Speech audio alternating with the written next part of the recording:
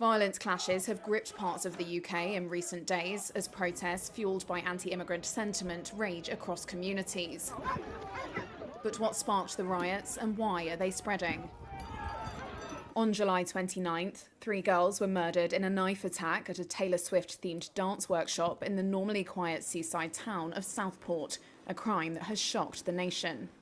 Days later, the suspect, 17-year-old Axel Ruda-Cubana, appeared in an English court.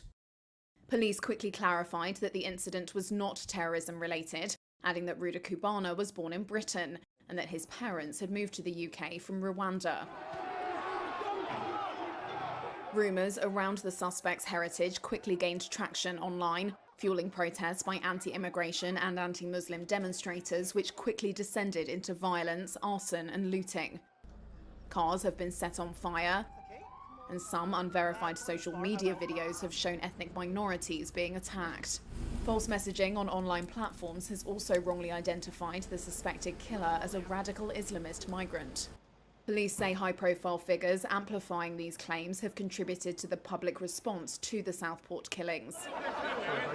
Former leader of the defunct anti-Islam English Defence League, Stephen Yaxley-Lennon, who is better known as Tommy Robinson, is one of those being blamed by media for spreading misinformation to his many followers on X.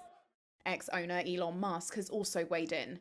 Responding to a post that blamed mass migration and open borders for the disorder in Britain, he wrote, "Civil war is inevitable."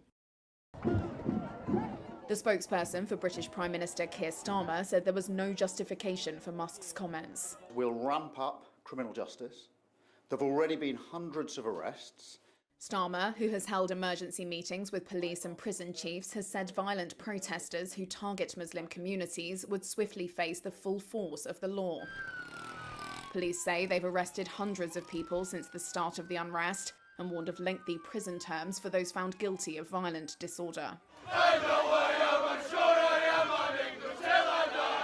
The protests have spread quickly from Southport to several other areas of the UK, with marches held from London to Liverpool, with mosques and hotels housing migrants targeted. That has become a moment at which to mobilise again. Director of UK-based think tank British Future, Sundar Katwala, says the Southport knife attack has become a moment for people to mobilise against. So that tells us something about the group reputation of those groups among the people with, potentially far-right views and prejudiced views of them. But it is also that groups have been looking for an attempt to create a flashpoint, particularly around asylum accommodation, for the last several months.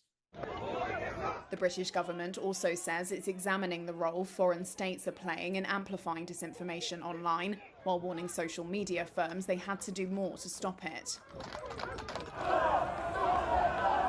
A specialist on right-wing extremism told Reuters that far-right groups are less organised than they were a decade ago, but that they are now highly visible, exploiting modern technology to capture attention.